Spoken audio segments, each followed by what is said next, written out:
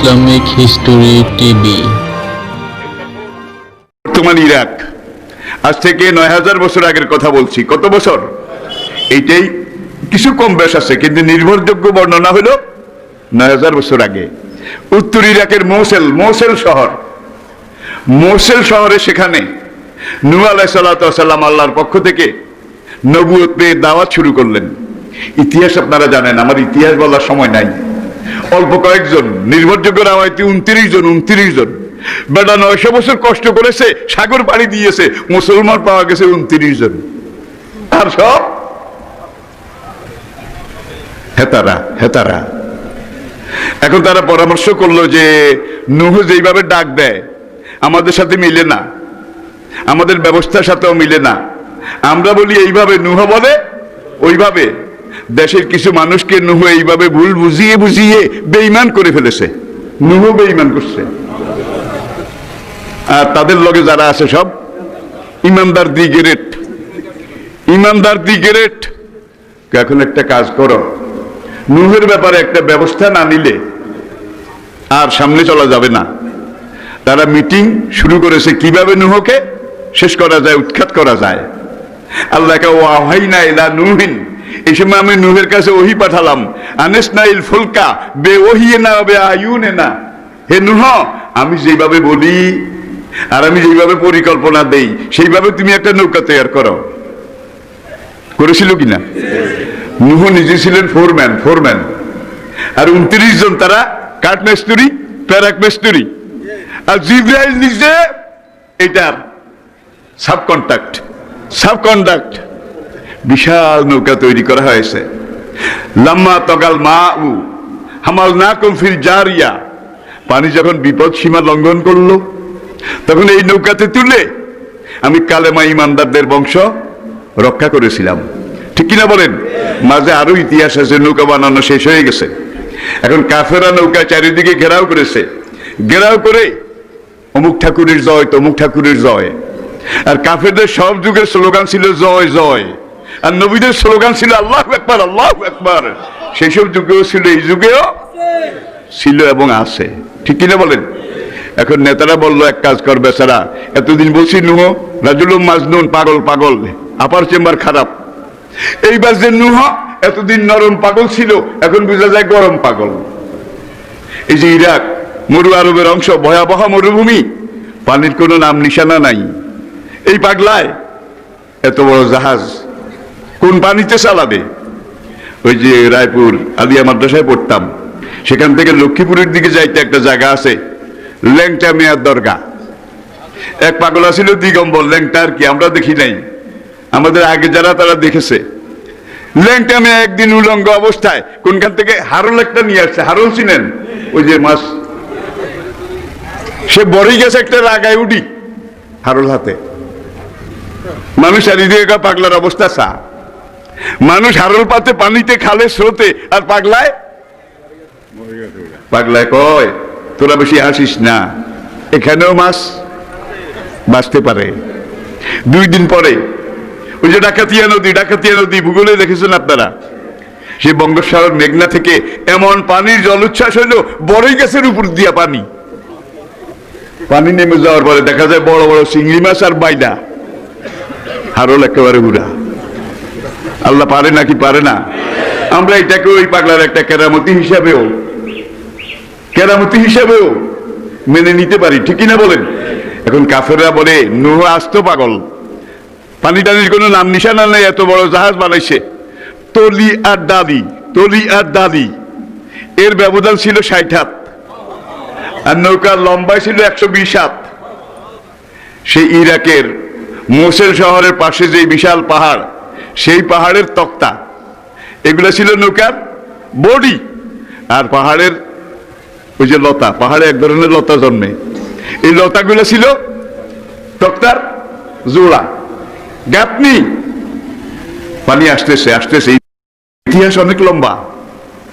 যখন এইভাবে পানি আসলো, আল্লাহ বললেন লাম্মা তগাল মাউ হামালনাকুম ফিল জারিয়া, সব উঠলো, নবী নূহ উঠলেন। আল্লাহর কুদরতে পানি বাড়ে আরো বাড়ে।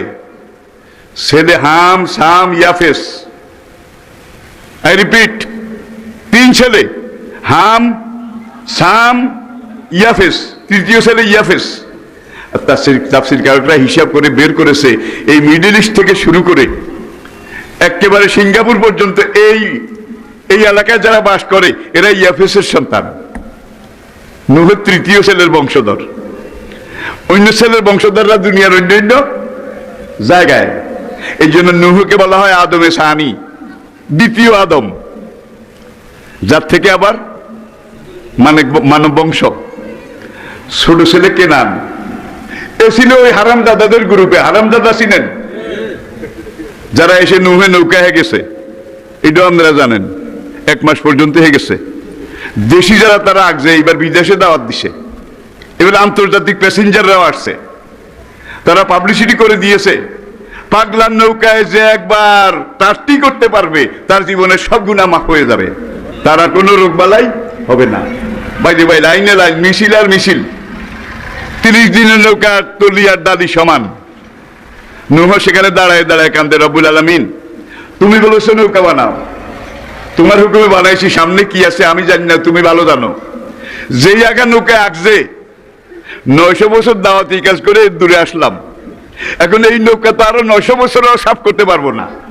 রব্বুল আলামিন আমার উপায়টা কি? আল্লাহ বলবেন ইয়া নূহ লা তাখাফ, নূহ ডরাইও না, নূহ ডরাইও না। ইতিহাস বলার সময় নাই। আল্লাহ এমন এক পরিবেশ সৃষ্টি করে দিল, সবাই নৌকা হাঁকলো। এক বুড়ি ছিল, সেই বুড়ি বয়স 170 বছর তখনকার, প্যারালাইসিস, লড়াচড়া করতে পারে না। বুড়ি এখন শুয়ে শুয়ে বলে আমার 100 ছেলে, সবগুলা ছেলে তীর্থে গেছে, নূহের নৌকায় তীর্থ করতে গেছে, আমি উঠতেও পারি না, যেতেও পারি না। নৌকা হাগামানি তীর্থ, বুঝেন নাই? এই নৌকাটাই তাদের গয়া কাশী মথুরা বৃন্দাবন, গয়া কাশী মথুরা বৃন্দাবন।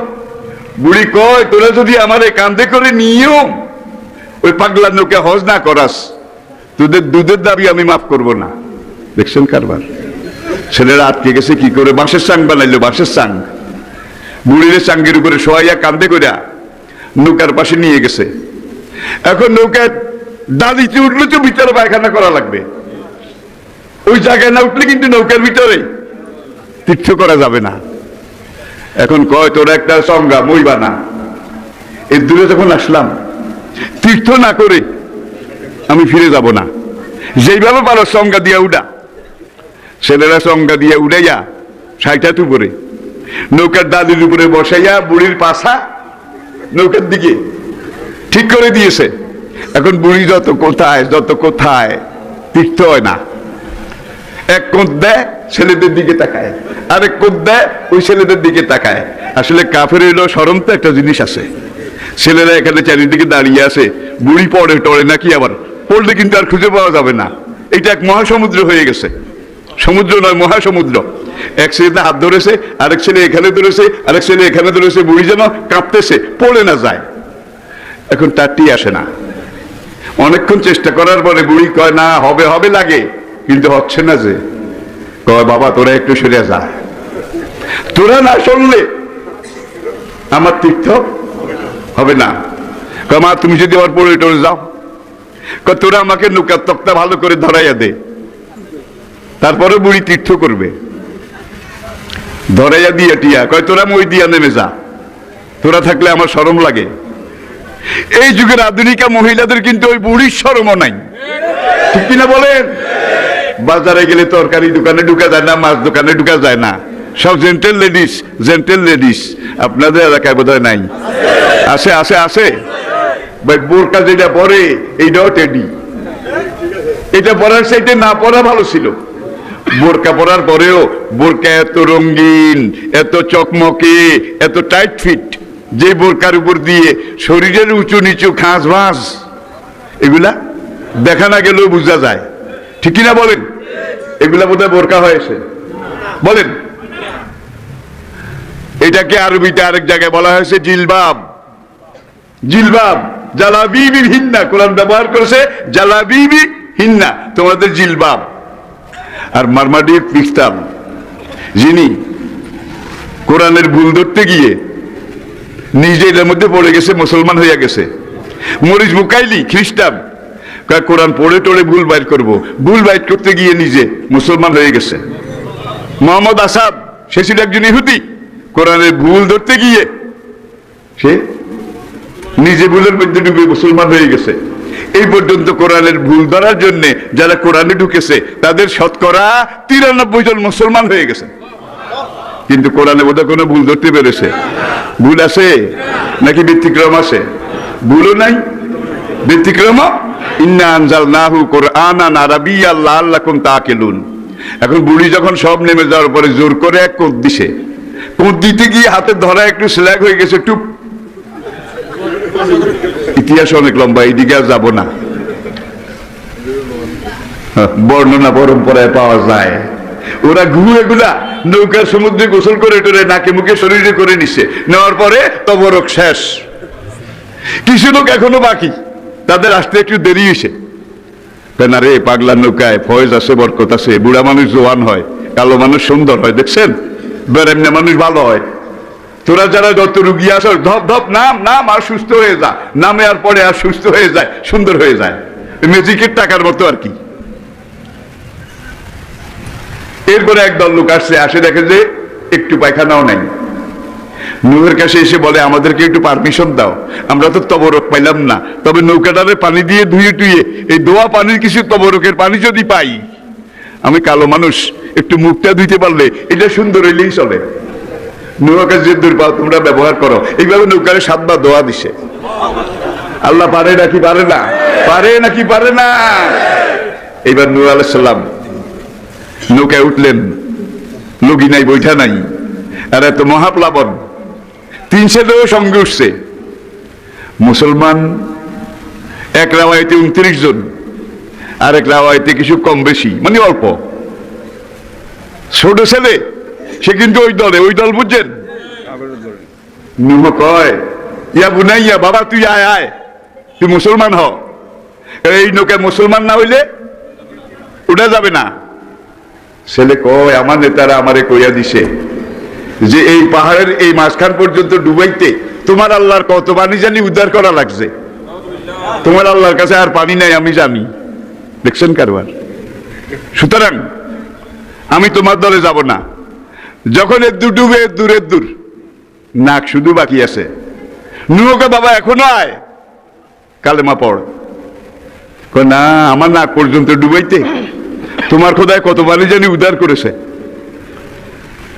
আমি উঠবো না। ছেলে যখন ডুবে যায়, শত হইলেও বাবা। নূহ কয়, ইয়া রব ইন্না ইবনি মিন আয়ালি, মন কান্দে, কলিজা কান্দে, শত হইল আমার ছেলে কেনান, ইয়া নাম কি? কেনান। আল্লাহ নৌকে তোলার পারমিশন দাও। এরপরে মাইরা পিঠা সাইজ করা যেভাবে পারি ইসলামের পক্ষে লাইনে নিয়ে আসবো। ইন্না ইবনি মিন আয়ালি, আমার রক্ত, আল্লাহ পারমিশন দাও। আল্লাহ ধমক দিয়ে বলে, ইন্নাহু লাইসা মিন আহলিক, এই ছেলে তোমার আহাল নয়। মনে বুঝে না, আল্লাহ আমার আহাল, তুমি উঠাবার পারমিশন দাও। আল্লাহকে আরেকবার যদি এটালে তোমার আহাল বলো, নবুয়তের লিস্ট থেকে তোমার নামটাও কেটে দেব। এই হালা এখানে ডুবছে।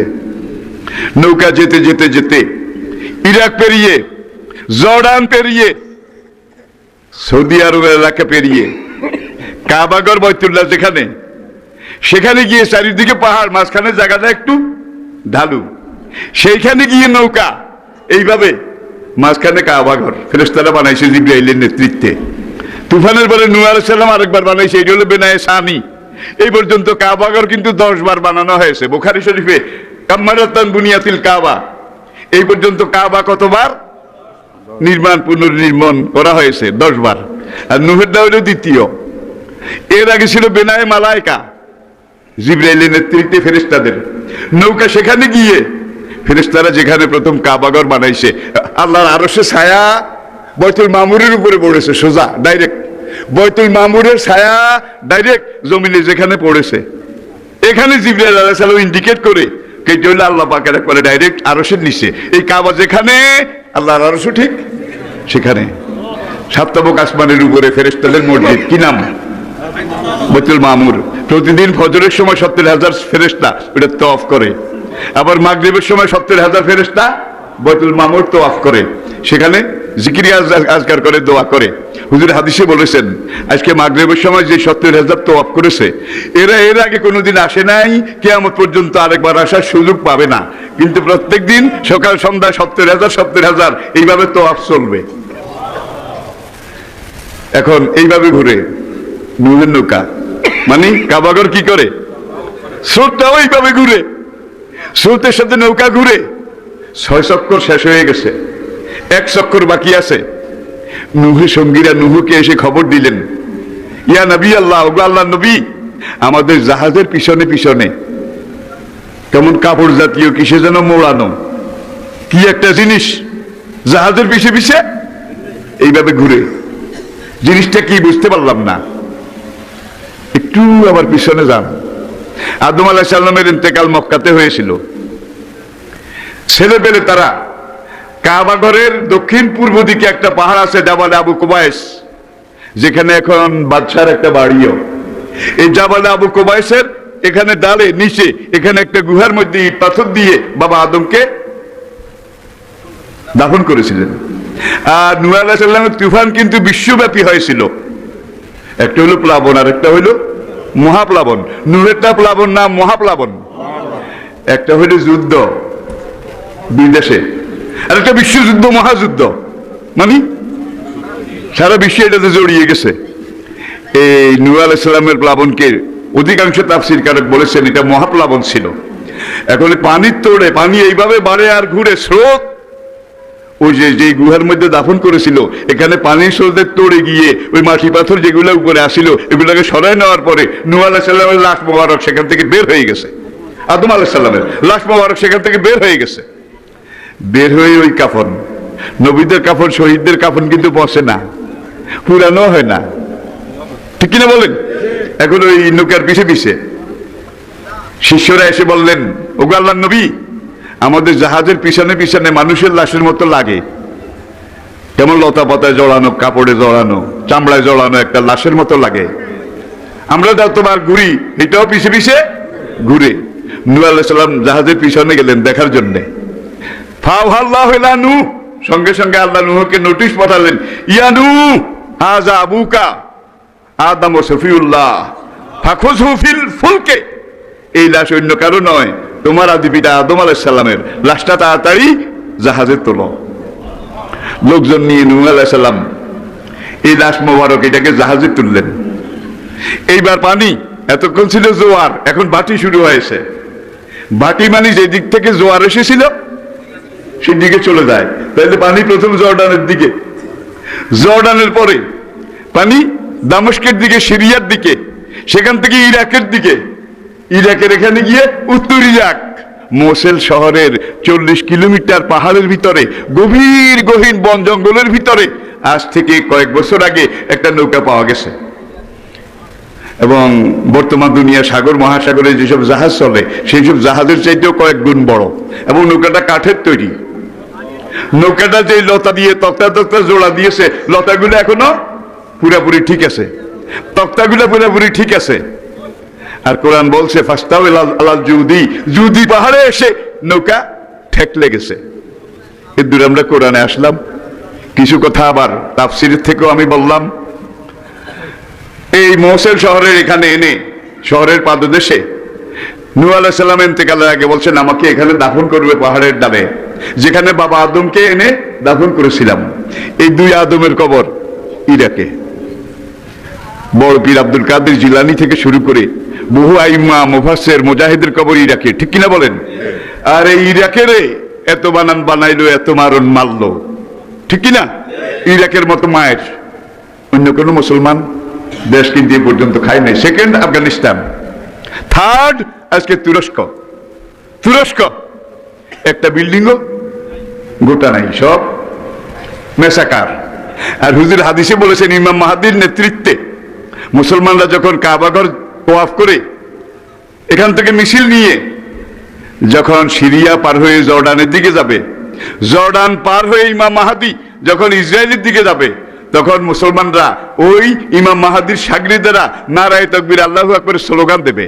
আর সে আল্লাহু আকবারের এত তেজ হবে, এত ধার হবে, রাস্তার দুই পাশে যত দেওয়াল, যত ভাঙ্গা আধা ভাঙ্গা দালান কোঠা সব খান খান খান খান করে পড়ে গিয়ে মাটির সাথে মিশে যাবে। তো হুজুর বলছে সিরিয়ার ভাঙ্গা দালান টালান এগুলো ভেঙে পড়বে। সিরিয়ার দালান কিন্তু ভেঙে গেছে, এই ভাঙ্গা দালান এগুলো আবার ভাঙবে কে আসলে? আর আল্লাহু আকবারের এত তোড় হবে। হাসরের ময়দানে একদল লোককে বিচার মাত্র শুরু হবে, এখনো শুরু হয় নাই। এই সময় আল্লাহর নির্দেশে আল্লাহর ফেরেশতারা নূরের শামিয়ানা মাথায় দেওয়ায় জান্নাতের দিকে অগ্রিম নিয়ে যাবে। অগ্রিম বিচার টিচার কিন্তু হয় নাই। আল্লাহ বলছে এই এই এই এই এই নাম তালিকা, এদেরকে আগে বেহেশতে নিয়ে যাও। ফেরেশতারা নেয় আর স্লোগান দেয়, সালামুন আলাইকুম তিবতুম ফাদখুলুহা খালিদিন। You are the honorable royal guest of Almighty Allah. Your honor, please. Your excellency, please. We welcome you. ফেরেশতারা গার্ড অফ অনার দিতে দিতে বেহেশতের দিকে নিয়ে যাবে। বনি ইসরাইলের নবী রাসূল তারা বলবে, ইয়া রব্বে মান হাউলা, রব্বুল আলামিন এরা কারা? এখনো বিচার হয় নাই, কোর্ট পুটাবো হয় নাই। বিচারের আগে অগ্রিম নূরের টুপি মাথায় দিয়ে, নূরের শামিয়ানা মাথায় দিয়ে জান্নাতের দিকে নিয়ে যাওয়া হচ্ছে। এরা কারা? আমহুমুল আম্বিয়া, এরা কি কোন যুগের নবী? আল্লাহ বলবেন লা ওয়াল্লাহি, না এরা কোন নবী না। আমহুমুশ শুহাদা, এরা কি কোন শহীদ? আল্লাহ বলবেন না, শহীদও না। আমহুমুস সোলাহা, এরা প্রত্যেক যুগের ওলি আল্লাহ, আল্লাহর ওলি। আল্লাহ বলেন তাও না।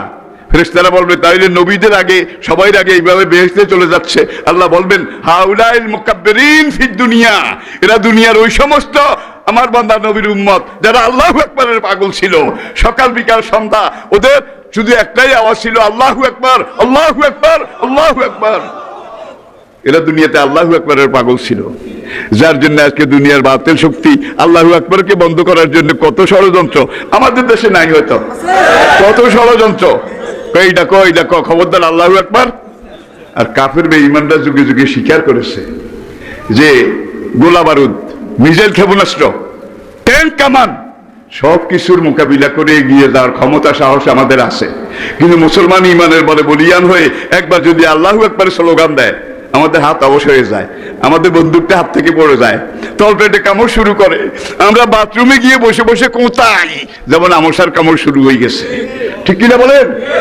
এর জন্য আপনাদের আল্লাহু আকবার কেড়ে নেওয়ার জন্য ষড়যন্ত্র বোধ হচ্ছে না, ধরে হচ্ছে না বোধ কি কি? তাইলে যত নিরুৎসাহ করা হবে আল্লাহু আকবারের স্লোগান কমবে না বাড়বে, কমবে না বাড়বে, কমবে না বাড়বে?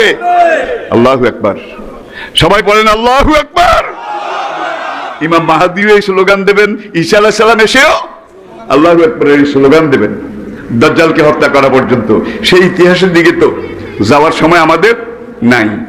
এরপরে আসেন হযরত সালেহ আলাইহিস সালাম, হযরত হুদ আলাইহিস সালাম। সালেহ আলাইহিস সালামের যারা উম্মত ছিল কওমে সামুদ, ওয়াইলা সামুদ আখাহুম সালেহা, কওমে সামুদের কাছে তাদের ভাই সালেহকে নবী করে পাঠিয়েছিলাম। অনেক অনেক লম্বা লম্বা ইতিহাস। কওমে সামুদের বাড়িঘর জর্ডানের দক্ষিণ এলাকা, সৌদি আরবের উত্তর এলাকা, যে জায়গাটার নাম পেত্রা, পেত্রা আর তাফসিরে বেত্রা, বেত্রা, এই জায়গাটায় এই পাথর কেটে কেটে তারা যে বাড়িঘর করেছে, বাড়িঘরগুলো এখনো আছে একবার ঠিক সেইভাবে, মনে হয় যেন গতকালিলা বানাইছে। অতান হেতুনাল জিবালা বুয়ুতা সামুদ আল্লাযিনা জাবু সখরা বিলওয়াদ। কিভাবে আল্লাহ কোরআনে কোট করেছে, কাবে সামুদের বাড়িঘর আছে। তারা যখন গাদ্দারি করেছিল, ওয়াম্মা সামুদা ফাউলিকু বিতাগিয়া, আল্লাহর উটনিকে যখন পাও কেটে শহীদ করে দিল, দেওয়ার পরে তাদের উপরে গজব 3 দিন সালেহ আলাইহিস সালাম সময় দিয়ে লোকদেরকে, নিজের লোকদেরকে নিয়ে পাহাড়ে আশ্রয় নিলেন। এক খণ্ড মেঘ আসলো, মেঘ আর এমন খরা, এমন রৌদ্র। সূর্য যখন 8টা বেজেছে তখন গাছপালা সব জ্বলে গেছে, 12টা যখন বেজেছে সব কিছু ছাই হয়ে গেছে। আর বুড়া মানুষ আর বাচ্চা এরা 12টার আগে মারা গেছে। এখন মধ্যম বয়সের মস্তান গুলা শুধু আছে। মস্তান বুঝেন? Cadre, cadre. সালেহ আলাইহিস সালামের বিরুদ্ধে ক্যাডারগিরি করেছিল, হ্যাঁ, এইগুলার আল্লাহ রাখছে। এইবার রাখার পরে আকাশে মেঘ আসলো, 3টা মেঘ, একটা সাদা, একটা লাল আর একটা কালো। ওরা মেঘ দিয়েই ডরাইছে। এর আগে মেঘ থেকে কোন কোন জাতির উপরে আগুন বৃষ্টি হয়েছে, পাথর পড়েছে, আপনারা তো জানেন, আমি শুধু মনে করাই দিই, কোরআনের ইতিহাসের ধারাবাহিকতা। এখন মেঘের নিচে ছায়া দেখা যায়, একেবারে পরিষ্কার ছায়া, রোদে সব জ্বলে যায়। এখন সালেহ আলাইহিস সালামের কাছে এসে কয়, হে আল্লাহ নবী, আপনি একটু দোয়া করেন। লাল মেঘে ডর লাগে, কালো মেঘে আরো ডর লাগে। কারণ লূত আলাইহিস সালামের জমানায় কি কালো মেঘ থেকে কি হয়েছে? দাউদ আলাইহিস সালামের আমলে লাল মেঘ থেকে আগুন। লালটাও চাই না, কালাটাও চাই না, আপনি একটু দোয়া করেন সাদা মেঘটা যেন এখানে স্টপ করে থামে, আমরা একটু মেঘের ছায়ার নিচে যাব। আল্লাহ নবী দোয়া করলেন, ওই দুইটা চলে গেল। ওরা যেটা চাইছে সেটাই রইল। এখন দেখা যায় সেখানে ছায়া। এখন চল ওই যে মেঘের নিচে সামিয়ানা, ছায়ার মধ্যে চল। জ্বলিতে গেলাম, পুড়ে গেলাম, যায় না, কদ্দু যায় আবার দৌড় দেয়। হাড়ে জারুয়া একটা ছিল, হাড়ে জারুয়া ছিলেন, জারুয়া না সাড়ে জারুয়া, তোর ছিল, তার নাম কেদার ইবনে সালেম। কেদার ইবনে, এই হারামজাদাই কিন্তু নূহ আলাইহিস সালামের উটের পাওকাশ ছিল, এই কেদার ইবনে সালেম। কেউ যায় না, কেদারে গোঁজ দিছে, হ্যাঁ বাগা গোঁজ দিয়ে যায়, কয় এর আগে উটের ঠ্যাং কাটছি, আমার ঠোয়া ফুটে নাই, কিছু হয় নাই, তোরা কে শুধু উটের ঠ্যাং কাটলে এই হবে সেই হবে, উটের কিচ্ছু আবার এক রাইতের দরকার থাক। এখন সে গেছে মেঘের নিচে যাইয়া, এখন দেখে যে একেবারে এয়ার কন্ডিশন, ঠান্ডা, কলিজা ঠান্ডা হয়ে যায়। এখন দুই হাতে বলায়, একেবারে এয়ার কন্ডিশন, আয়, এই যে আমি ঠিক আছি, কোনো অসুবিধা নেই, আয়। আল্লাহ কয় আয়, আগে একটু ক্লোজ করি, বেশি জায়গা নিয়ে যদি আমি অ্যাকশন নেই তাহলে বেশি ক্ষতি হয়ে যাবে। আয়, এই মেঘের সামিয়ানার তলে আয়। মরুভূমির উপরে এই মেঘ, সেখানে গিয়ে ক্যাডার সবগুলো একত্র হইল। একত্র হওয়ার পরে আল্লাহ জিবরাইলকে বললেন, ইয়া জিবরাইল, যাও মেঘের উপরে গিয়ে গলা খাট দাও। গলা খাট বুঝেন? একটা গলা খাকারি দাও। জিবরাইল মেঘের উপরে এসে একটা গলা খাকারি দিল, যেটাকে কোরআন আল্লাহ পাক বলছেন, ওয়াম্মা সামুদা ফাহুলিকু বিতাগিয়া। জিবরাইলের কাশ, তাও ছোট কাশ, বড় না। এক কাশে যত ক্যাডার মস্তান সব চিৎকার দিয়ে উপর হয়ে পড়ে মাটি কামড়িয়ে কলিজা ফেটে মরে গেছে। জিবরাইলের কাশও শেষ, যত খালা মানুষ সব আস্তে লাশ। ওয়াম্মা আদুন ফাহুলিকু বিরিহি সরসারিন আতিয়া। আর কাউমে আদকে আমি ধ্বংস করেছি একটা ঘূর্ণিঝড়, সাইক্লোন, যে ঘূর্ণিঝড়টা তাদের এলাকার উপর দিয়ে ইয়াতুফুনা আলাইহিম একাধারে বইতেছিল সাবাতা ইয়ামিন ও সামানিয়া, একাধারে 7 রাত 8 দিন হুসুমান। যে তুফানের কোনো ওসলা ছিল না। ওসলা বুঝেন কি? একবার জোরে, আবার আসতে, আবার থামে, আবার জোরে। আল্লাহ কয় কোনো ওসলা টোসলা ছিল না, একই গতিতে একাধারে 7 রাত 8 দিন। আই রিপিট, আল্লাহ বলছেন সাবাতা ইয়ামিন ও সামানিয়া লাইলা, একাধারে 7 রাত 8 দিন। এরপর আল্লাহ কয় হাল তারা মিনহুম বাকিয়া। জিবরাইলের এক কাশের পরে আর একটাও জীবিত আসিল নাকি? সব উপুড় হয়ে পড়ে মাটি কামড়িয়ে। আর তাদের এক একটা লোক 100 হাত পর্যন্ত লম্বা ছিল, তাদের মাথা ছিল কাল কব্বাতির মাসাদেদ, মসজিদের গম্বুজের মতো, তাদের হাতের বাজু ছিল দালানের পিলারের মতো। জিবরাইলের গলা খাইতে একটা, এত বড় দৈত্য দানব, কুল্লো খালাস। কয়েক বছর আগে সৌদি গভর্নমেন্ট আর জর্ডান গভর্নমেন্ট সম্মিলিত একটা টিম গঠন করে, এই যুগের আমেরিকা, ফ্রান্স, রাশিয়া, এই 3 দেশের সবচেয়ে বড় আবহাওয়া এবং পরিবেশ বিজ্ঞানী, তাদেরকে কাউমে আদের এলাকাটা এখানে এনে 2 বছর জরিপ করেছে। 2 বছর। বর্তমান বিশ্বের দুনিয়ার সবচেয়ে উন্নত ইঞ্জিনিয়ার প্রযুক্তি, তারা কলকাতা মেশিনারিজ দিয়ে এগুলাকে পরীক্ষা নিরীক্ষা করে এই যে পাহাড়ের মাথাটা, এটা ছিঁড়ে নিয়ে গেছে। কত মাইল বেগে ঘন্টায় তুফান হইলে এই পাথর ছিঁড়ে নিতে পারে। এখানে যে পাহাড়টা উল্টে গেছে, কত মাইল স্পিডে তুফান হইলে এটা উল্টে নিতে পারে। তারা একদিকে কম্পিউটার আর একদিকে এই ভাঙ্গাচুরা, এগুলাকে জরিপ করে 2 বছর পরে রিপোর্ট দিয়েছে। আজ থেকে 6000 6500 বছর আগে কারণে আদের উপরে আল্লাহর পক্ষ থেকে যে গজবের তুফানটা এসেছিল 7 রাত 8 দিন, এই তুফানটার ঘন্টায় গতি ছিল 6000 মাইল, 9000 কিলোমিটার। 6,000 মাইল। এখন আল্লাহর এই বল নাই, আল্লাহর বুড়ো হয়ে গেছে, লাঠিবত দিয়া রে কি গুগু দেখছো, গুগুর ফাঁদ দেখো নাই। বেশি বাড়াবাড়ি করলে কিন্তু খবর আছে, সব যুগে আল্লাহ খবর নিছে। আমরা কি ধ্বংস হইতে চাই না বেঁচে থাকতে চাই? ধ্বংস হতে চাই না বেঁচে থাকতে চাই? যদি বেঁচে থাকতে চাই আমরা কোরআনে ফিরে আসি, আমরা নবীর আদর্শে ফিরে আসি, আমরা আল্লাহর হুকুমের কাছে ফিরে আসি, আমরা মসজিদ বানাই, মাদ্রাসা বানাই, এগুলো আবাদ রাখি। আল্লাহ আমাদেরকে তৌফিক দিন। সবাই আত্মায়াতের কায়দায় বসুন, আত্মায়াতের কায়দায় বসুন। যারা দাঁড়িয়ে আছেন রাস্তায়, জীবনে এই সুযোগ হারাইলে কিন্তু বড় আফসোস করে।